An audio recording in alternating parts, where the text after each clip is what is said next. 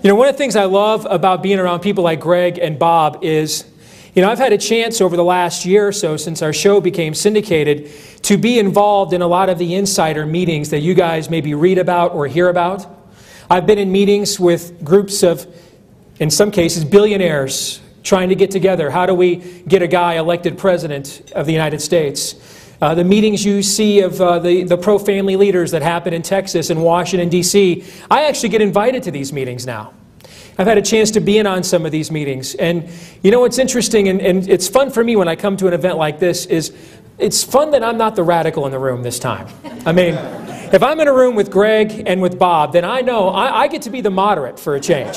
I get to be the good guy. I mean, I know when I walk in this room, because when I walk in those other rooms, I can almost hear the eyes rolling, like, oh no, here he comes again. This is the guy that's going to ask us the questions we don't want to have to answer. I think I'm earning a nickname, that guy. All right? That's sort of what I am. I'm sort of that guy.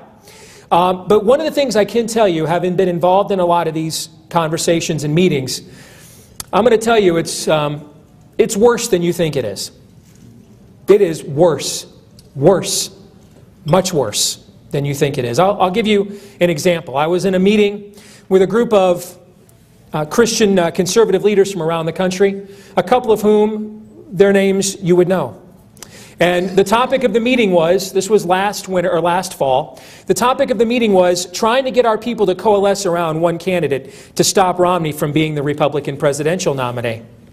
Now, let me tell you how this meeting began, because almost all of these meetings that I've ever been in the last year, almost all start the exact same way. It begins with everybody going around the room, and everybody tells one another just how important they are. Well, that's not exactly how it's phrased. It's phrased as, tell us a little bit about you and what you do. But we're guys. We know what that means. Every man, ladies, I can tell you, every man in the known universe, regardless of belief system, breaks every situation down into 3 questions. What is the game? How do I win? What are the rules? That's it. And it doesn't matter whether it's what we're having for dinner tonight, how do I have the night end the way that I would like after the kids go to bed, how do I please my boss? Whichever the situation is, every man wants to know, what's the game, what are the rules, how do I win? You get 2 pastors together, what's the first question they're going to ask one another? Hey, how many were at your church last week? We're guys. It's what we do. We're constantly measuring ourselves against one another. So when you go around in a room with a bunch of power brokers and wannabe power brokers, and you ask them, well, tell us a little bit about yourself. That means, show us your Cub Scout badges. Show us that you belong here. Show us that you're important enough for the rest of us. So we spend a half an hour, everybody doing that. Everybody earning their street cred, their Christian street cred in the room. Except this one meeting started just a little bit differently than all the other ones I've been in. This one began with a devotional. I know what you're thinking. That was different? You bet it was. I can count on one finger how many of these meetings have ever began with prayer, and it was this meeting. They almost never begin with prayer. In fact, they will usually end with prayer, and it usually goes something like this. After we've gone around the room and everybody's told everybody how important they are, and everybody comes up with what their plan of attack will be, usually nothing gets decided because you can't get everybody to agree because everybody's so important, don't you know? But just in case you come to some kind of consensus, and the consensus is, let's have another meeting where there will be no consensus. And then the meeting will end with, well, let's pray. It's a Cain-like offering, where we offer to God what we're willing to give Him. God, this is our plan. This is what we think we're going to do. Now bless it. I call this works with faith, not faith with works, and there is a difference. A work with faith is where you get together with your human ingenuity and your human intuition. Listen, I'm not good at a lot of things. Being smart is one of them. I know I'm really smart.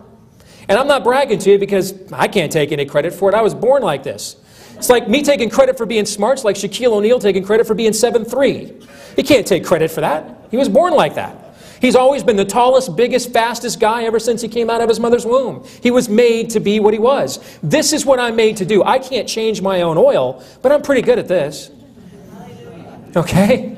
So you get a bunch of guys together who all claim they're really smart, And then they all turn around and say, all right, God, now that we have come to a consensus of what we're going to do, here is our plan. And since our motives are so righteous and pure, and since we're so much better than that which we're trying to defeat, God, we know that you will bless us. Now, I've been in these meetings several times. You want to know how many of these meetings God's blessed? It's a low number. Take a guess. 0. God's never blessed it. Now, this one meeting was a little bit different because it began with a devotional. Since I was the radio guy, even though I don't have the classic radio voice, they asked me to read the devotional. And the devotional was David slaying Goliath. David goes down into the valley of Elah, and he says, so that the world may know that there is a God in Israel. Who is this uncircumcised Philistine that says these things and stands against the Lord and his people? So I read this devotional, and then the meeting goes on. 3 hours. The food was pretty good. 3 hours, planning, and nothing. Finally, it was time to take a vote. See if we can get a majority. Will we support a candidate or not? And at this point in time, I had not made up my mind on whom I would support. We had not yet done the personhood presidential pledge. That would come later.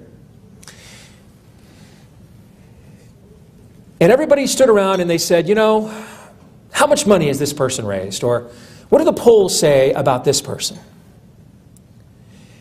And then it got around to me. And since I spoke first with the devotional, this time I got to speak last.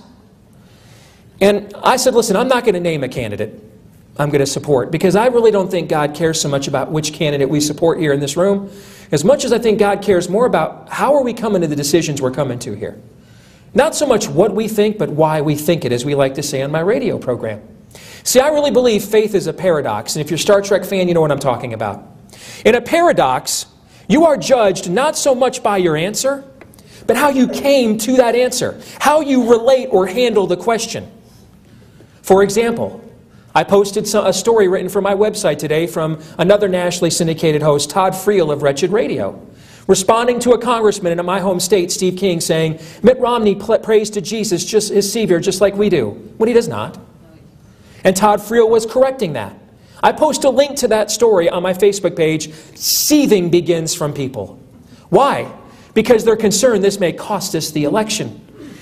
They're not concerned about whether this is objectively true or not. They are concerned about whether this will alter the outcome that they prefer. I'm sure somewhere in the sewers of China or other countries where Christians are persecuted, they'd love to have the luxury of accepting truth on the basis of whether it's convenient for them or not, like we do today. But they don't have that luxury because they live in oppression. Sometimes I wonder if we almost have too much freedom. See, we try to find the truth that is convenient for us, not whether it's objectively true.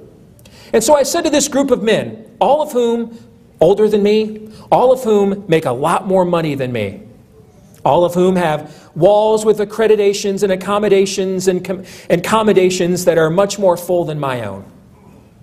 And I said, you know, you guys had me start this meeting off reading a devotional. And in this devotional, a 13-year-old boy doesn't even wear the king's armor, and walks down into a valley and faces a giant all of the warriors of his culture are afraid of, with nothing other than 5 smooth stones and a slingshot. And then it's almost like you guys didn't even have me read this devotional. It's like it never happened. So you had me start this devotional, this meeting off with this devotional, and then almost none of your decision-making process about what to do had anything to do with the devotional that we just read. And I see this disconnect over and over and over and over again. You'll ask Christians, hey, is this what God's Word says? Yes. Is this what God's Word says? Yes. Is this what God's Word says? Yes. So then, like Paul making an argument by the case of the building by the preponderance of the evidence, Paul says, since this is true, this is true, this is true, therefore we must do this, right? And you'll walk through Christians with that and you'll say, well, therefore, if this is true, we must do this. And they'll be, well, we can't do that. We just can't. Well, why not? Well, it's not practical. It's not pragmatic. We can't do those things. You mean it's not pragmatic like a guy rising from the dead? It's not pragmatic like a sea being parted? Not pragmatic like that. Now, what I love about what you guys are doing is you guys are tactical. I heard a lot of good tactical stuff here tonight. Guabi using his gifts as an attorney. Bob doing apologetics for the faith, keeping you informed. You know, sometimes I think people think if you're not pragmatic, that means that you're a windmill tilter. You just stand there and just pray everything away. And yes, prayer is very powerful, but we are still called to do things. And what I love about your group, and having known several of you before I got here tonight, is you guys have a very good balance of your responsibility and the sovereignty of God. You are setting an example that is having an impact all around the world, really all around the country. And let me tell you something, what you're doing is very unique in Christian political activism. I can't think of anybody else that does it. And I probably know more of these leaders than maybe anybody in the room knows. I might even know more of them than Bob now because of the show I do. I've had chances to be in these meetings with these people individually. I've observed them in their natural habitats, so to speak. And what I love about what you guys do is you move your faith beyond the theoretical to the applicable, to the practical. You are really acting on your faith. You are not bargaining for a seat at the table. See, I don't think we are called to get a seat at the table. I think we're called to go to a new table, to crush the old table. We do not pour new wine into old wineskins. We are a new way, a new word, a new commandment, a new covenant. That we are a new creation. And if you want to know why we've lost the last 30 years, it's because we haven't offered any of those things. We've raised a lot of money. We've won a lot of elections. We've gotten a lot of people elected. What has that accomplished? Is the country better off than it was before we started? Think of all the things Christians got mobilized politically to fight. Are they better or worse than they were 30 years ago? Those of you that are old enough to remember, answer the question, what is it? Worse.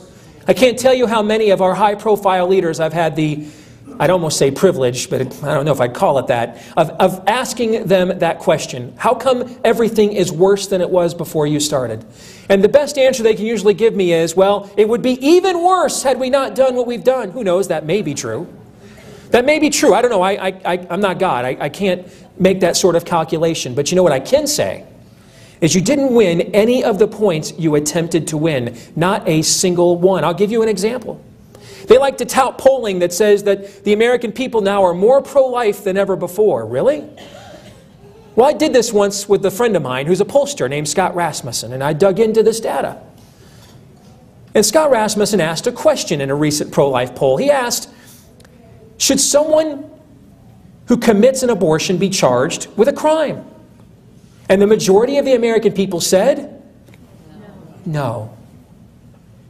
Doesn't sound like they're too pro-life to me. I suppose if everybody in my city said, hey, we're going to pass an ordinance that we can't kill people named Steve without just cause. But oh, by the way, we're not going to put any penalties on the crime in case someone violates it, I probably wouldn't feel all that safe. Now, see, what you guys realize here is that the real power in what we do is in the one. That is the real power. Let me tell you a little bit about the one.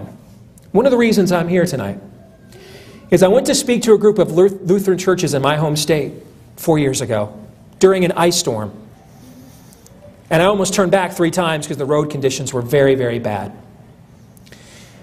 But I really just felt like this was a group I needed to be at that God wanted me to speak to. When I got done, a man comes up to me in a wheelchair named Mark Moe. Is his name. He had driven about an hour in an ice storm because he wanted to give me a DVD. Now, in my line of work, I get DVDs and books and CDs all the time, and they usually go in the circular file. Because if all I did was watch every DVD and read every book and listen to every clip all you folks send me, I'd be divorced, okay? I could turn that into a part-time job. So about 3 months later, Mark Moe sends me an email. And he says, hey, I'd like to get that DVD back that I let you borrow. And I'm like, ah, snap. Because you guys almost never follow up, so I almost always get away with it, right? So I turn on the picture-in-picture in my man cave one night. And I thought, all right, I've got to watch this DVD, so I tell this. I mean, the guy was in a wheelchair, for goodness sakes. I've got to watch this DVD. If he wasn't in a wheelchair, I might have just said, oh, I didn't have time. But since he's in a wheelchair, I've got to watch it. So I split the screen in half. I turned on my PlayStation 3 to play some MLB baseball one night. And I put this DVD on the other side. And I thought, I'll just have it on in the background so I can watch it. I'll come up with 2 or 3 catchphrases, and I'll mention them to him, and he'll feel good because he knows that I watched his movie. I get 5 minutes into this DVD, and I put down my controller, turn off the PlayStation, and I'm like, I've got to watch the end of this.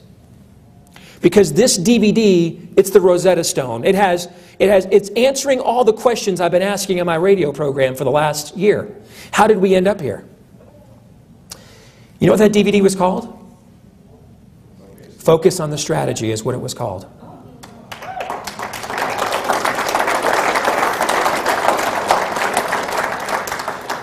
One guy named Mark hands me a DVD made by one guy named Bob. And the one guy they handed that DVD to, his name was Steve. And he just so happened to have a 50,000-watt radio program that 60,000 people a day listen to. And he took those principles. I apologize for the Bob Dole third person invoking there. I took those principles. I implemented them on the radio program. I even spent one day where I played the audio of the DVD live on the air for an entire show, so my whole audience could hear it from stem to stern. I had meetings with people I knew, some who served in the state legislature, and I'd take them aside privately and I would show them this video. It had a tremendous impact on me. It's had a tremendous impact on the way we've conducted politics in my state since I brought it to everybody's attention. That's the power of just one. The power of just one. Let me tell you about another one.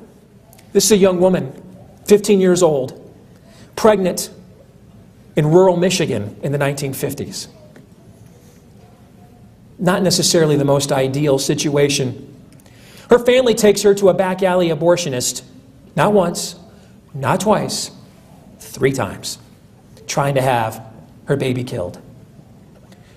For various reasons, he's kind of a quack, some other things that go on. He's unable to complete the procedure all 3 times. They finally send her away to have this child.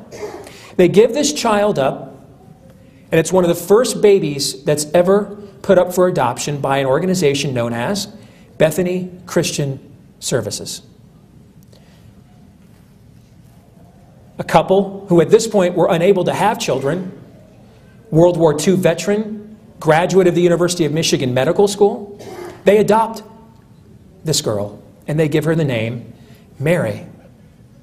Now, of course, a lot of you have heard this story before. After they adopt, they have 5 other kids. You've heard this a million times, I'm sure, right?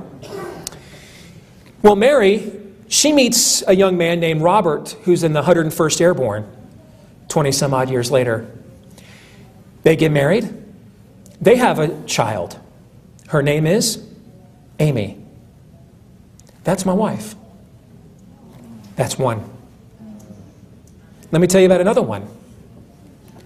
15-year-old girl pregnant from her high school sweetheart, late fall 1972.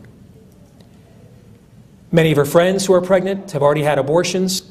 Roe versus Wade happens just a little bit after that. She considers it. She decides, no, I need to keep this baby. She's poor. She is what would have been called back in those days white trash. The young man that got her pregnant is from a very rich, powerful, prominent Democrat family in this city. His dad is a powerful district court judge who basically pays off her mother to be unburdened by this child because they don't want this 15-year-old piece of white trash marrying into their rich family. That young girl's name is Vicky. At 11:59 a.m. on July 28, 1973, she had a son, and she named him Stephen. That's me. That is the power of one. Stephen doesn't know who Amy is, nor does Amy know who Stephen is, till one day they meet on the internet, where all great relationships usually go to die. They get married. They have 3 children. The last 2 almost die in childbirth. The son, the youngest in particular, he and his mom almost die. Again, that's the power of one. This entire family line that I am a part of represent the exceptions, all of them, that all of these politicians say we can negotiate on. And I think it's time we say to these politicians, why don't you come to my home? You can look at my 3 children, and you can decide which one of them didn't deserve to live. Maybe we need to put names on these children. They're not statistics. They're people. They're souls. And look at the tremendous impact they've had. One of them, my oldest, Anna, I would not be standing here today as a redeemed sinner without her, because God used that little baby to break my heart. To see her one day in a crib realizing how screwed up and jacked up I was, and if this kid's got me for a dad, she's got no shot. And that broke me. And that led me to the cross. Again, that is the power of one, from the one who leaves 99 behind to find the lost one. What you guys understand here is the power of one. Now, I should have been a statistic. In the last year, I've had Fox News, CNN, the Huffington Post, The Atlantic, ABC News, and Yahoo all say that I'm the reason Mitt Romney lost the Iowa caucuses in 2008. Now, that may or may not be true, but if it is, I'll certainly take credit for that. But what I find amazing is I barely made it out of community college, guys, and when I got to university, I majored in Super Tecmo. Okay, I mean, I should be a statistic. I am pure evidence of the power of one. One decision a young girl makes to have her baby. One decision a woman makes to say yes when I ask her to marry me. One decision a man in a wheelchair makes to hand me a DVD to have an impact. One decision I make to take that information and blast it out over a 50,000 watt radio station. And then one decision those who are listening choose to act on it. See, we've gotten this whole thing wrong on the life battle all of this time. We've been negotiating over how many it is can we save, when we should have been negotiating over why do any of them deserve to die? Amen. The great abolitionist William Lloyd Garrison once said, as long as one man is enslaved, none are free. Doesn't sound like a very pragmatic statement to you, but it won a moral crusade, did it not? And that's the stance that you take. You understand the power of one. All these years, all we have done is argued the pro-abort, the child-killing position. We have argued over the quality of life, not the sanctity of life. The quality of life which says if a child is born in certain circumstances, then it's still okay to kill it. I'm here to tell you tonight, there is no such thing as pro-life with exceptions, ladies and gentlemen.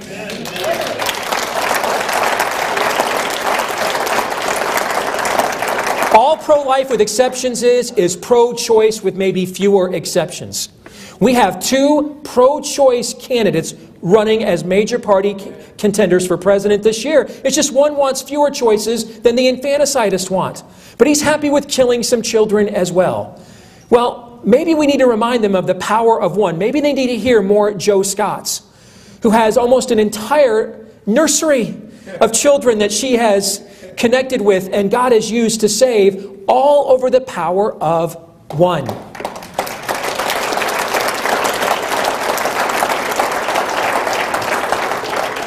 So this is my encouragement to you tonight. I know you're going through some growing pains right now. Sometimes you seem like there's a great victory and then there's a setback, a great victory and then there's a setback. I can identify with this. Greg mentioned it. I'm trying to challenge an entire established order of syndicated talk show hosts who for the last generation have become nothing other than de facto spokespeople for the Republican Party establishment. I'm trying to challenge that. That's not easy to do. Some days it's like we can take on the world, and other days it's like this is never going to work. It almost seems like in every time we're about to develop some momentum, something happens like, well, they reject those signatures. Or this station decides they don't want it.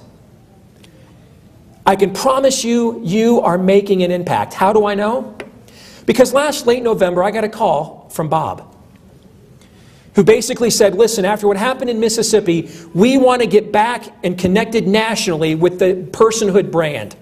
Is there a way we can do this through the Iowa caucuses? What if we put out a pledge? Could you help us with that? I said, brother, I promise you this. I'll have signatures in 24 hours from candidates on your pledge.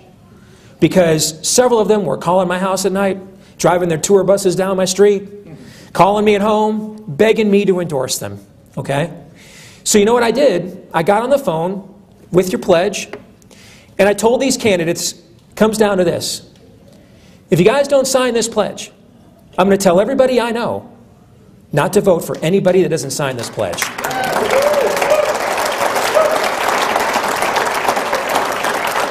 And in 24 hours, 3 of them signed the pledge. Now, Bob is right. This is now where really our homework begins. We have to hold them accountable to that pledge. But ultimately, who's accountable for that pledge? They are. They signed it. They signed it. Now, this is an example of us raising a standard and asking those running for office to meet the standard, as opposed to what some of our leaders did again just this week in a letter they sent to Governor Romney that Jesus, Peter, Paul, and no church father, I believe, would have ever sent or signed in a million years. Basically begging him, please lower your standards, give us crumbs from your table. Folks, we serve the ruler of God's creation, the King of Kings and the Lord of Lords. First of all, how dare us believe we have the power to negotiate His authority to begin with? Did you hang on that cross? Did you die that death? Did you take on that suffering? No. How dare any of us believe we can negotiate that, number one. But then number two, foolishly, why would you want to? Now, what I'm trying to prove, by God's grace, and it's hard, but I'm trying to prove the same thing you're trying to prove. That we do not have to negotiate with the world to win, because we've already won. And then if we just were to act like it, then God will bless our efforts. And sometimes against my better efforts, God judges, or God has blessed the efforts that we've given. In 9 months, we're on 43 radio stations, including 2 in top 10 markets that carry all 3 hours of the program live. They tell me, for somebody that's not a quote-unquote big name, this is one of the largest rollouts of a syndicated show they've ever seen. And I wish I could tell you it's because I have some kind of special sauce. Really all it is that I really believe in what we're doing. And ultimately, I believe that I will be held accountable before God and not any of you. And that if I just do what God calls me to do, the rest will take care of itself. It may not turn out the way that I would like or as soon as I would like it. But it will turn out the way that it's supposed to be. And since all things work together for the glory of God and for those called according to His purposes, it will be good. Amen. And what I love about what you guys are doing is that's the same modus operandi, the same methodology that you have. My prayer and my encouragement to all of you is that you will continue with as much virtue and principle in your methodology as you do your ideology. See, that's where we've fallen down. We have a lot of strong Christians trying to do the right thing with the right belief system. But when it comes down to actually carrying it out and how they stand on it, the whole thing looks rather pagan. What you guys are doing is you're matching your methodology with your ideology. And that's why, despite the fact you're up against your own side half the time, you're up against incredible odds, you've had the impact that you have had in such a short amount of time. You're forcing the question no one wants to answer. Is that a life or is it not? Who's ultimately in charge down here? Who are we accountable to? Is it worth one life to sell our souls? So my encouragement to all of you tonight is not to change anything. To keep doing exactly what you're doing and the way that you're doing it. At the end of my life, I have a goal. And I've said this to many groups many times. My hope is, when I die, my children will stand up because, boy, they see you at your best, worst, your most hypocritical. Boy, you want to be convicted. You want accountability partners, have kids. They will hold you accountable. Especially when you have a daughter, you should have named Augustine instead of Anna. My oldest, man, she can just cut through the quick. I don't know where she gets it. Okay? But they hold you accountable. They see you in your knickers, figuratively and literally, your best and your worst. And my hope is that when it's their turn, when it's their time to put Daddy in the ground, that they will be able to say at Daddy's funeral the words that Paul says to his spiritual son Timothy at the end of his life. That Daddy wasn't perfect. See, we think, and I think we get a bad rap, and sometimes maybe we do this to ourselves. We give the system this idea that we want perfection. No one is perfect. What we want is integrity. Long obedience in the same direction. Consistency. That's what we're looking for. And that when my children put Daddy in the ground, they will be able to say, yeah, Daddy wasn't perfect. But over the long course of his life, there was long obedience in the same direction, which is what being a disciple really looks like. And Daddy fought the good fight. Daddy kept the faith. And Daddy finished the race. And if they can say that about me when they put me in the ground, then I believe I will get to hear, well done, good and faithful servant. And my encouragement for all of you is to have those words in mind when this is done. Fight the good fight. Keep the faith. Finish the race. Thank you for having me tonight.